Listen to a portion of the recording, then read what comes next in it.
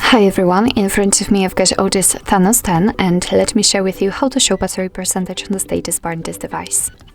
So first of all, let's enter the settings and here we have to find the battery.